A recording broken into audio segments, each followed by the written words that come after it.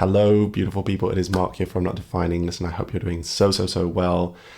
Not Defining is a place where we delve into sexuality, gender, sex, love, relationships in a new way so that you can hopefully understand yourself better however you define. That's what we're all about here. And today, I really wanted to talk about the bi cycle because it's something that affects us so much. I want to talk a bit about kind of what it is. What is the bi cycle? Are you on it? Is this something you're experiencing? How it works? And then hopefully right at the end, I'm going to share with you some tips as to how you can navigate it and hopefully feel confident in yourself.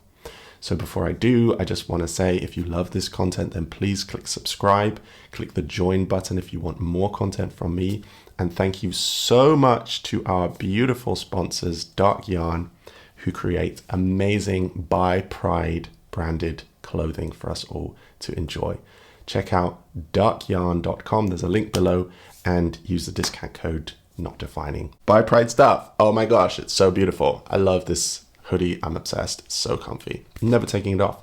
Anyway, so the bi cycle basically is the concept of being attracted to one gender and then kind of feeling like it's merging into attraction to another one. And then once we get settled in our attraction to that other gender, it kind of goes back again. Okay, so that's the concept of the cycle. Attraction to different genders and kind of flipping back and forth, and you don't really know what's going on. So the bi cycle is something that is extremely common.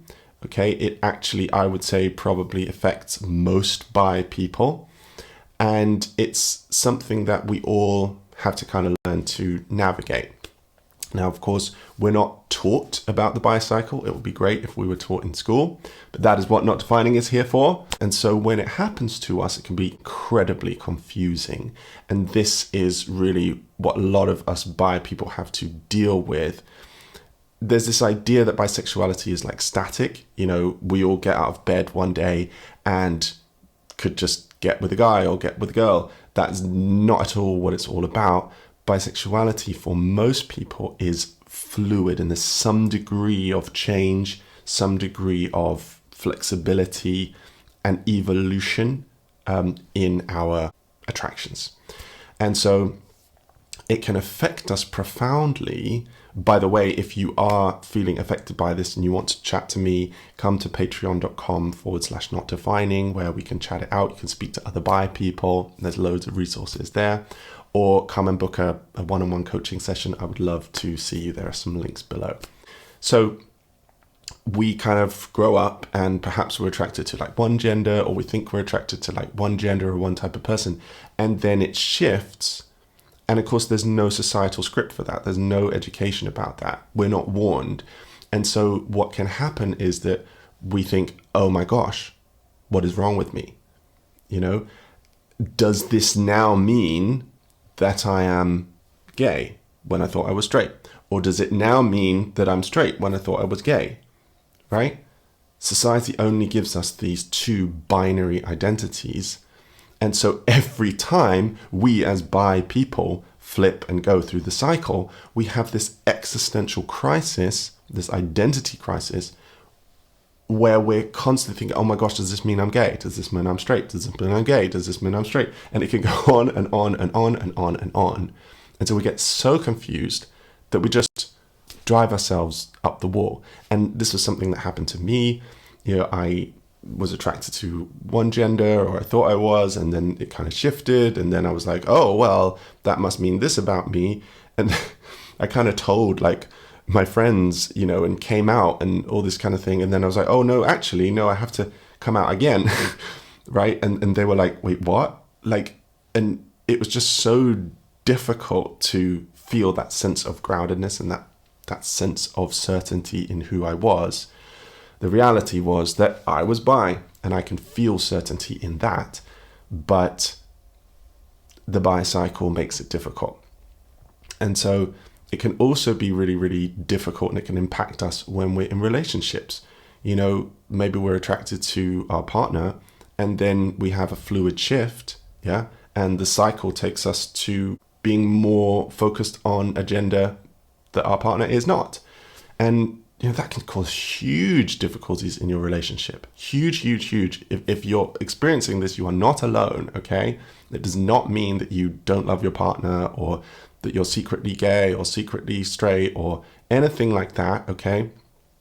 It's just a natural thing that happens to a lot of bi people. It's actually, the bicycle is actually a fundamental part of bisexuality for many people.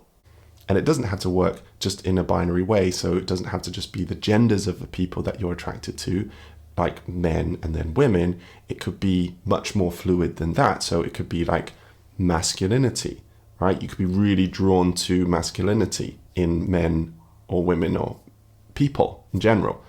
And then it could shift and, femininity starts to become really like alluring to you in some way. Right? And maybe you lose your attraction to masculinity. Maybe you don't. Maybe it becomes both or something in between, right? So it can be really, really diverse and kind of confusing. But it can also happen with romantic and sexual desire.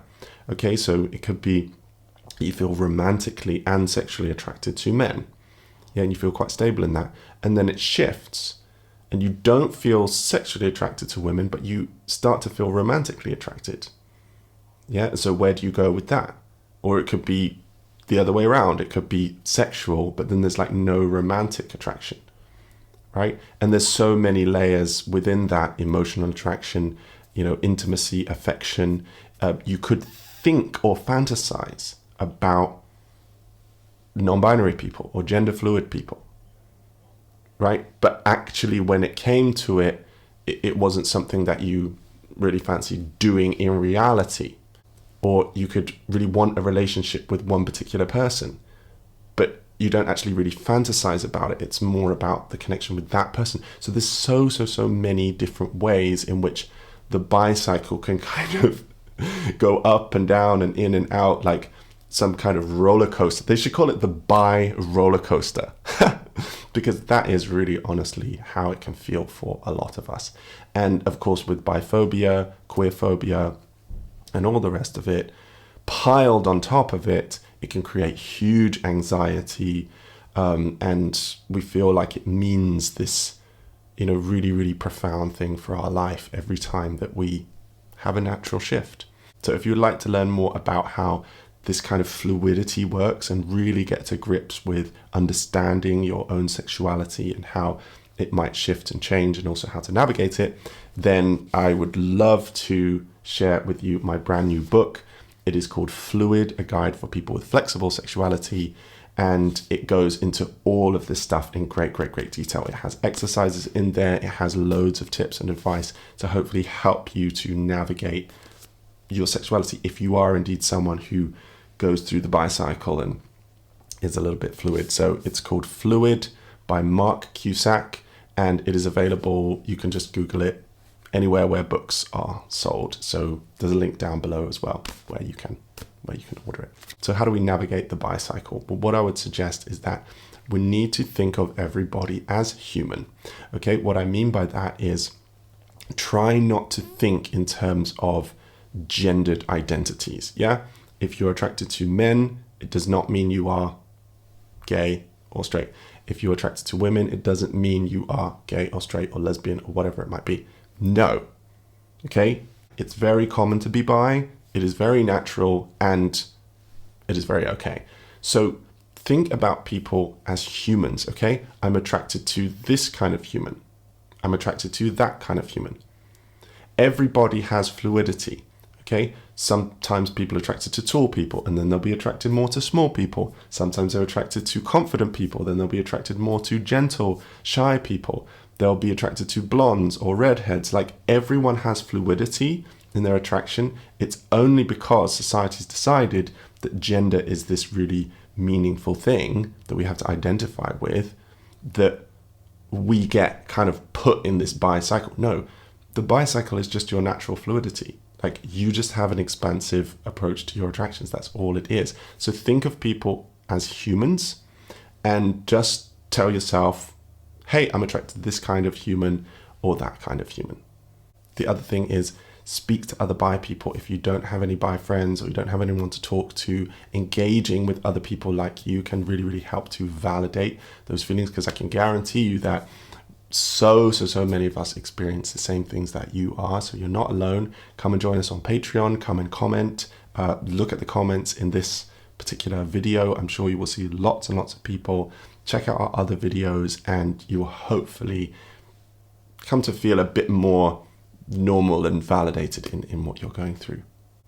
And then the final thing I would suggest is to check out this exercise which I've created, which will help you to break down kind of beneath the genders and beneath the binary identities, what actually you are attracted to. And so if you do this exercise, take a little time, then it will give you really solid building blocks of actually what you're attracted to. And you can learn to navigate that. You can be like, oh, it's one of these type of things or these type of things that I'm attracted to, rather than talking all the time in terms of men and women, gay and straight. So check out this video and check out the exercise on it. I really, really recommend it. If you have any questions, let me know in the comments, and I would love to hear how you get on. Thank you for listening and have a great day.